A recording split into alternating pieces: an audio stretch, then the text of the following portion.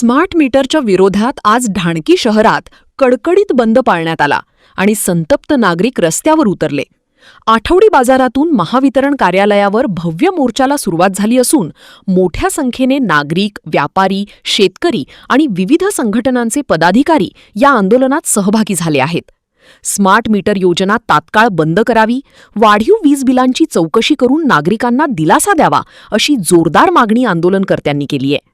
दरम्यान आंदोलनामुळे ढाणकी शहरातील मुख्य बाजारपेठ पूर्णपणे बंद आहे, तर परिस्थितीवर नियंत्रण ठेवण्यासाठी परिसरात मोठा पोलीस बंदोबस्त तैनात करण्यात आला आहे। ढाणकीत स्मार्ट मीटर विरोधात नागरिकांचा एल्गार। आता प्रशासन काय निर्णय घेतं याकडे सर्वांचं लक्ष लागलं आहे। आणि त्या स्मार्ट मीटरच्या माध्यमातून या ठिकाणी जनतेची आर्थिक पिळवणूक होत आहे। त्या ठिकाणी जर पहिल्या मीटरचं 400 बिल येत होतं तर आता ते 4000 बिल आलं, म्हणजे 4 पट आणि 10 पटीचं बिल त्या ठिकाणी या स्मार्ट मीटरच्या माध्यमातून आलं। त्यामुळं जनतेला याचा फार मोठा त्रास होत आहे, ग्राहकांना त्रास होत आहे। म्हणून हा स्मार्ट मीटर या ठिकाणी कोणत्याही हालतीत बसवण्यात येऊ नये अशी सर्व पक्षीयांच्या, सर्व गावकऱ्यांच्या वतीने या ठिकाणी आमची प्रमुख मागणी आहे।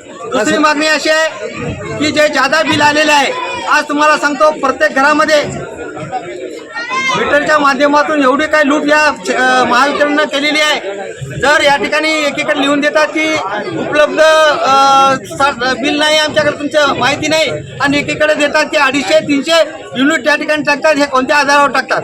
आताच आपण पाहिलं की ते नाकले ते इंजिनियर आहे, हे त्या ठिकाणी सर्व पक्षीय जर आंदोलन करायला गेले, कोणता विषय घेऊन गेले तर त्या ठिकाणी ते अट्रॉसिटी करण्याची धमकी देतात आणि सामान्य माणसाला ते अशी असभ्य वर्तणूक देतात। त्यामुळे त्याची निलंबित होणं गरजेचं आहे।